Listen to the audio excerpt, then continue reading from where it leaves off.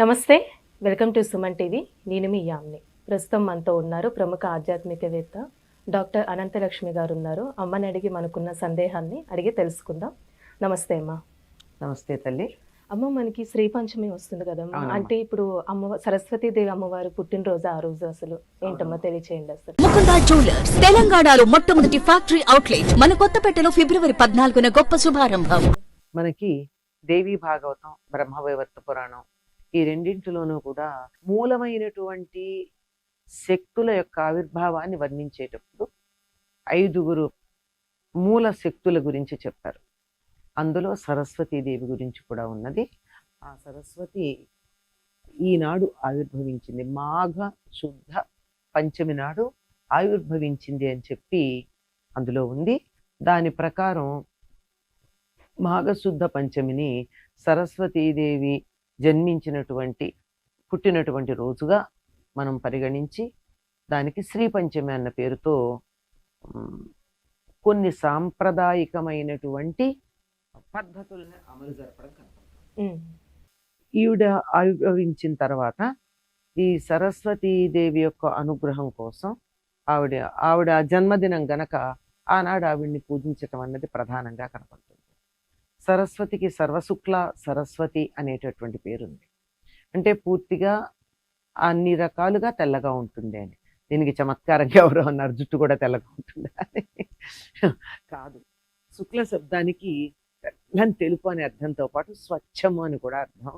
స్వచ్ఛంగా ఉంటుంది, పారదర్శకంగా ఉంటుంది, జుట్టు మాత్రం నల్లగా ఉంటుంది. పాండురంగ మహత్యంలో చక్కగా వర్ణిస్తాడు తెనాలి రామకృష్ణుడు. ఎలా ఉందిట అంటే, తెల్లనాకులు సరస్వతీదేవిలాగా ఉంటే అందులో పెట్టినటువంటి ఒక్క అమ్మవారి జుట్టులాగా ఉందంటాడు. నల్లగా లేకుండా లేదు, జుట్టు నల్లగా లేకుండా ఏమి ఉండదు అనుకోండి. అటువంటి సరస్వతీదేవిని ఆరాధించేటటువంటి విధానం వేదంలో ఉన్న కాండ శాఖలో కనపడుతుంది. ఆ కాండ శాఖను అనుసరించి ఆ తల్లిని షోడశోపచార విధానంలో పూజించిన తర్వాత ఆవిడ వల్ల మనం పొందేటటువంటి ఫలితాలు, ఏ విధంగా ఆవిడని స్తుతించాలి, ఈ వివరాలన్నీ కూడా మనకి బ్రహ్మవైవర్త పురాణంలో చాలా వివరంగా కనపడతాయి. ఆ రోజు ఏం చేయాలి అంటే, సరస్వతి జ్ఞానానికి విద్యలకి కూడా ప్రతీక. ఆవిడ నుండి వచ్చిందని చెప్పడం కాదు, ఆవిడ విద్య స్వరూపమైనటువంటిది.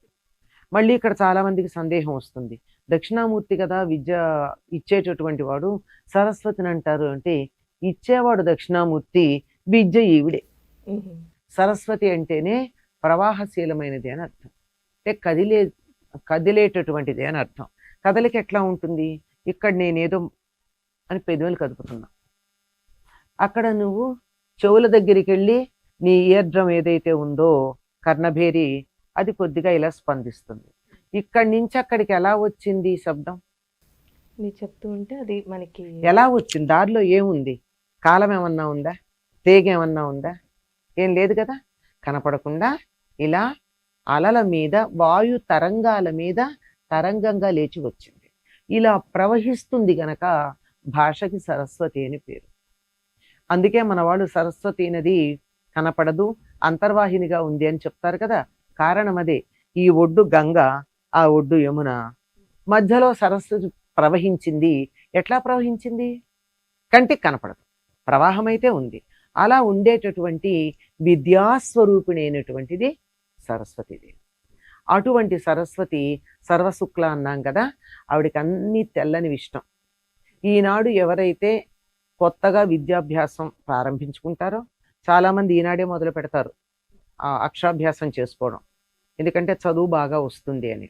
లేదంటే ఇంతకు ముందే అక్షరాభ్యాసాలు అయిపోయి ఇవాళ ఏదైనా నేను కొత్త పని మొదలు పెడుతున్నాను, ఏదో పుస్తకం రాయాలనుకుంటున్నాను, కొత్త పరీక్షకు వెళ్ళాలనుకుంటున్నాను, ఇలాంటిది ఏమైనా ఉంటాయి కదా, వీటికి కావలసినటువంటిది కూడా ఆ రోజు ప్రారంభించుకోవచ్చు. అలానే ఇప్పుడు అమ్మ దసరా నవరాత్రులప్పుడు కూడా మూలా నక్షత్రం వస్తుంది. ఆ రోజు సరస్వతీదేవి అమ్మవారి అలంకరణ చేస్తారు కదా, ఆ రోజు పుట్టినరోజు అంటారు కదమ్మా. మీరు చక్కగా చెప్పారు కదా, అలంకరణ అని చెప్పారు. సరస్వతిగా ఆవిడ అవతరించింది ఆ రోజు.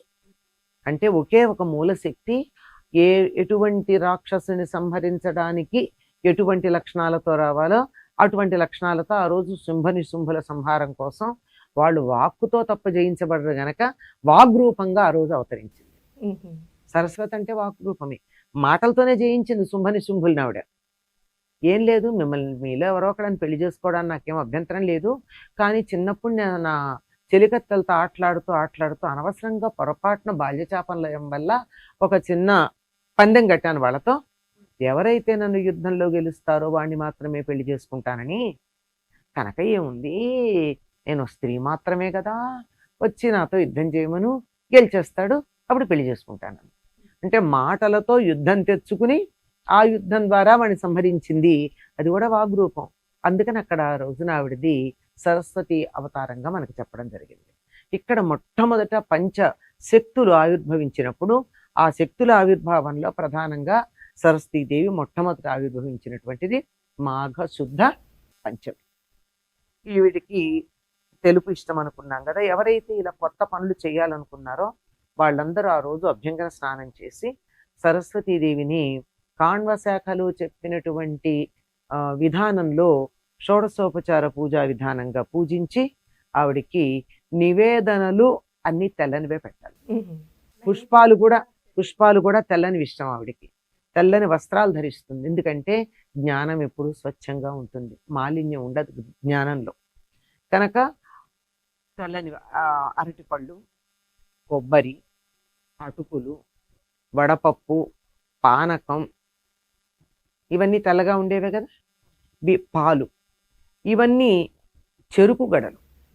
చెరుకు గడ పైన రంగున్న లోపల తినే భాగం తెల్లగానే ఉంటుంది. ఇవన్నీ సమర్పించి, ఇంకా అన్నీ తెల్లని కాదులేమో, మామిడి పండు కొంచెం త్వరగా వచ్చింది పెడతానంటే ఆవిడ ఏమనదు. ఆవిడ ఇష్టమైన ముందు పెడతాం, లేదు మనకు అందుబాటులో ఉన్నవన్నీ కూడా ఆవిడకి నివేదన చేయొచ్చు. ఏదైనా వండి పెట్టాలి అంటే మాత్రం తప్పనిసరిగా వండవలసింది ఏమిటంటే ఆవు పాలలో బియ్యం ఉడికించి బెల్లం వేసి తగినంత నెయ్యి వేసి పాయసం చేసి నైవేద్యం పెట్టాలి. క్షీరాన్నం గేదె పాలు కాదు, జెర్సీ ఆవు పాలు కాదు, మన దేశీయమైనటువంటి ఆవు పాలు. ఏ ఆవులైతే సౌరశక్తిని నేరుగా తమకున్నటువంటి మూపురాల ద్వారా గ్రహించి అది పాలల్లో రంగరించి మనకు అందిస్తాయో అటువంటి దేశీ ఆవుల యొక్క పాలు. ఆ పాలతో పరమాన్నం ఉండి బెల్లంనే వేయాలి తీపికి, అందులో పంచదార వేయకూడదు. పంచదార అసలు దేవుడికి నివేదన చేసే పదార్థాలు దేంట్లోనూ వేయరు.